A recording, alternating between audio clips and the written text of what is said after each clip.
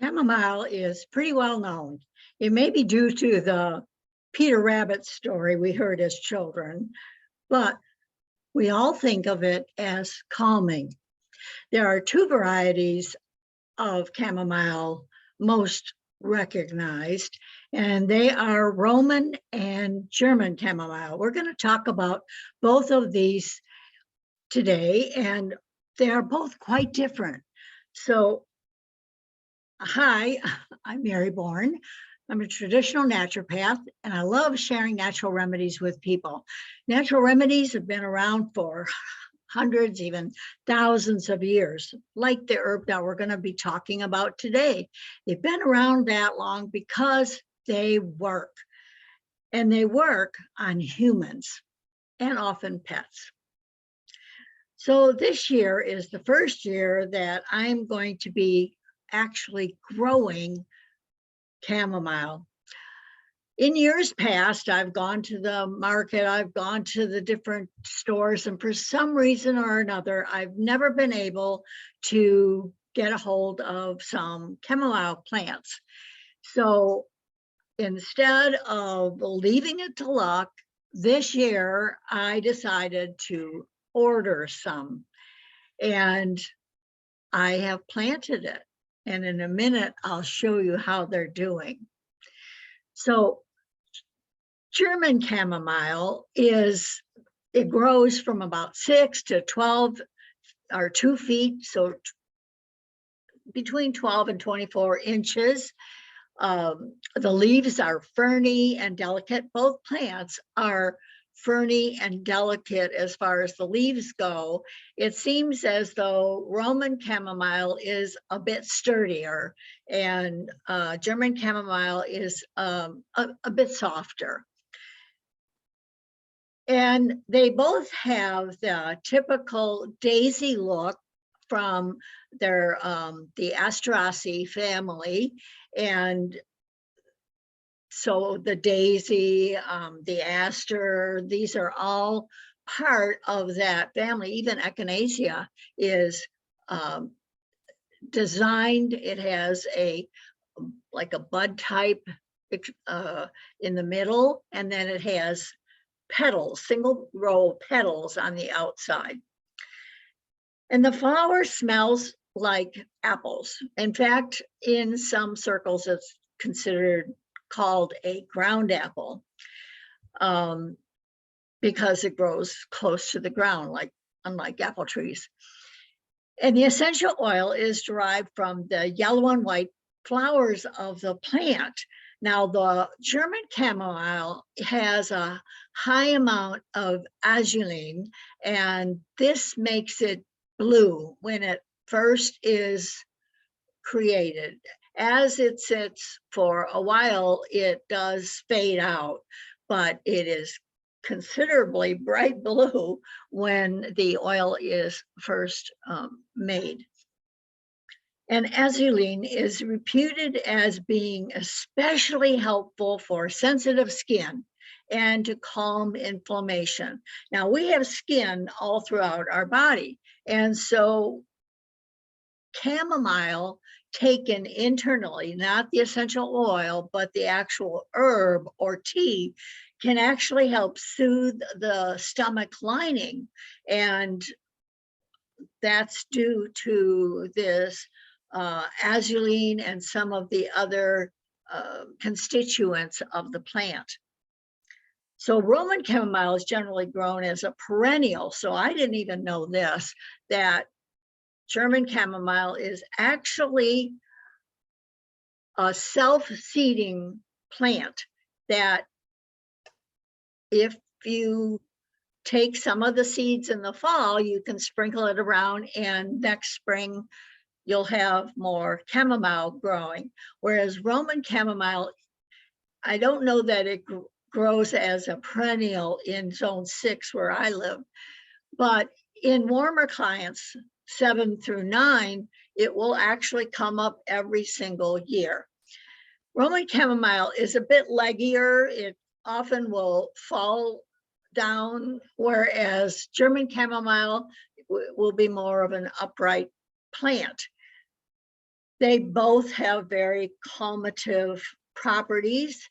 The Roman chamomile seems to produce less flowers, so generally speaking, people will gravitate to the German chamomile to grow, and oftentimes it will self-seed. It does need a period of wintering over, so there's it's one of those plants that if you followed my gardening with Granny, and I showed you how I did my winter sowing in jugs, German chamomile is one of those that can be put in a plastic jug and weather outside, and it needs that cold temperature to actually create the bloom. So when you make the essential oil, when I went through my aromatherapy certification, it was understood that the German chamomile is a stronger chamomile and more suitable for adults, whereas Roman chamomile can be either for adults or children, and it was considered safe for that. In medicinal, like med news or medical news today, those type of things, there's often an intervention of medical knowledge, and often because they compare things to drugs, and drugs are more like an arrow type of thing, where they actually control how the body works with that particular thing, whereas herbs are they have so many constituents in it that they balance out some of the harsher effects, whereas a drug manufacturer actually looks for the active constituent and only works with that. Like aspirin. Now, aspirin was derived out of white willow, but white willow has a myriad of constituents that balance it out. When aspirin was made, they took the salicylic acid and that's all they focused on. So aspirin was salicylic acid. And even though white willow has salicylic acid in it, it has a lot of other constituents that help to balance it out. So in medical news today, chamomile tea has long been used as a traditional folk remedy for a wide range of health issues. It's a fact, okay? Nowadays, researchers are increasingly exploring its effectiveness in managing illnesses. Herbs are not designed to manage illnesses. And even though they have properties that can help with what illnesses are expressing, it doesn't mean it's curing that illness. So there is this misnomer between the two types of medicine, natural medicine and allopathic medicine, where they target and use drugs or surgery to control a certain situation, versus finding out why the body's expressing that situation and working with getting that body back into balance. So they really are quite different approaches to supporting health. Chamomile contains chemicals called flavonoids. All plants contain flavonoids. They all have phytochemicals in them. And those particular phytochemicals help to balance the body. So these plants are actually nutritive as well. Drugs are not nutritive. drugs are anti-nutritive most of the time. So in other words, it takes nutrients away from the body, and you need to replace those nutrients because of this deficit. By the way, if you're liking this video, please give me a thumbs up. I'd love to hear from you. So put a comment in the section below. Subscribe so every week I do these, and please share, because people need to know that they can take control of their health. So here's a word from our sponsor. I love Nature's Sunshine. I use pretty much exclusively Nature's Sunshine when I'm purchasing herbs or essential oils and natural remedies. Now, we know that chamomile is analgesic. Now, what does that mean? That it pain relieves. So people who have pain have taken chamomile to calm that pain. A lot of pain is exacerbated by anxiety and fearfulness. And in the last 2 years, we've experienced, as a country, a great amount of fear and anxiety. And so chamomile is a very calming, lovely herb. And if you don't want to make a tea out of it, you just simply want to get the benefit of it, you can take it in capsule form.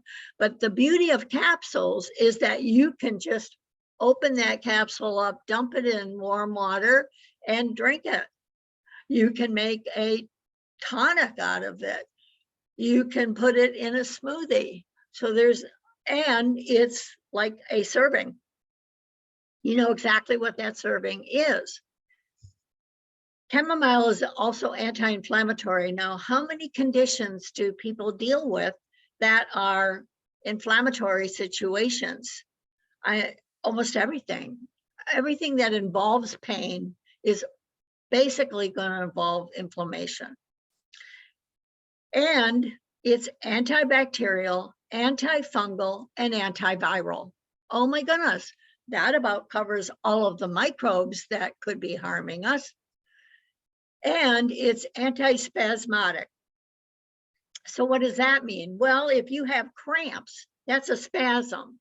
So any cramps, you could take chamomile to calm that cramping. It's an antihistamine. What does that mean? Well, in the springtime, when people are dealing with allergies, that's the mast cells overproducing histamine. And people will go and get all kinds of over-the-counter medication that are anti-nutrient when they could be taking a nutritive to support better health. Now, I have a link for a 25% discount on your order. If you choose to purchase the Nature's Sunshine, you can just go ahead and follow that link. Now, there is some people that may have such an allergy to the Asteraceae family, they can't take anything in that marigold, daisy,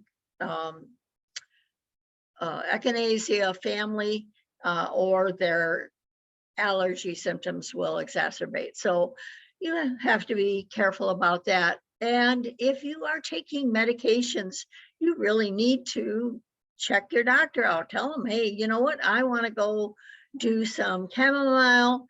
Are you okay with that?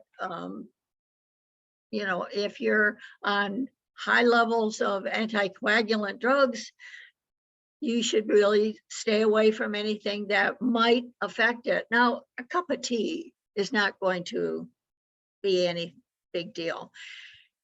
It's when people overuse something. They do the tea, they do the capsule, they do the essential oil. You know, a little bit goes a long way, and you should be wise in that area. So the high-end restaurants, there's some that Merrill, there's some in New York that are specifying different dishes that have chamomile in it. I was really shocked to see that. They have liquor that is chamomile infused. So in other words, they take vodka, they put the chamomile, only the bloom. Now, the leaves are a bit bitter, so usually it's the flower that is used. And they will steep this in vodka for several weeks, sometimes 6 to 8 weeks, and then strain it. And then that is used in as a liqueur. Well, it's also used as an extract. So there are lots of wonderful websites that have information on making chamomile extracts. I've listed one that shows how to make chamomile honey infused syrup for French toast, waffles, and pancakes and different things like that. And it's from the Modern Homestead Mama. She has a lot of great recipes in there. So find ways to have fun with your food and enjoy it as it is helping you get healthier. So chamomile is lovely. The company that I purchased my seeds from is M.I. Gardener, and I've left a link for that. And this is how my chamomile is growing. You can see that I've got just the little faintest little bud here. Let's see if I can make that any clearer. Just coming there, about to open. I have several blooms ready to open so that I can make tea out of them. And chamomile is the type of thing that the more you pick it, the more it will grow flowers, because a plant's thing in life is to grow seeds. And so if you keep plucking the flowers, more blooms will come, and you will have blooms all through the summer because it's trying to create seeds. Once you let it go to seed, then that's it. So if you're interested in following my journey with chamomile and other things, I encourage you to watch Gardening with Granny, which is also on my channel. So growing food is one of the best ways to ensure food security. And a lot of people are very concerned about whether the grocery shelves will be empty when they go to find different foods in that. And the more food that you grow and create sustainability in your own home, how you can even grow food under a grow light. These have not gone outside yet. They've been under a grow light. I've taken them when it was warmer. I've taken them outside, but they've not been planted in the ground. And yet I can still make tea out of it. So there are things you can do even if you live in an apartment. You can grow salad greens, you can grow microgreens, you can grow sprouts, you can do all kinds of food, have it on hand for food security. There is no reason for people to go hungry. If you are able to grow food, you will never go hungry. So food is our best medicine, but it can also be our downfall. It is up to you and the choices that you make. So be sure that you're choosing nutritional food and that you're contributing to good health. The purpose of these videos is to help you understand that herbs and food help our body get into balance.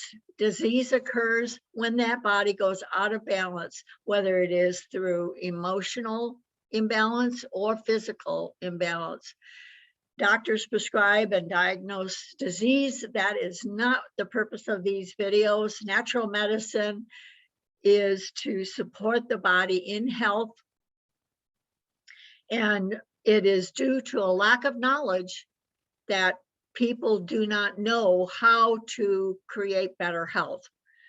So please like and share these videos so that others can be healthier through natural methods.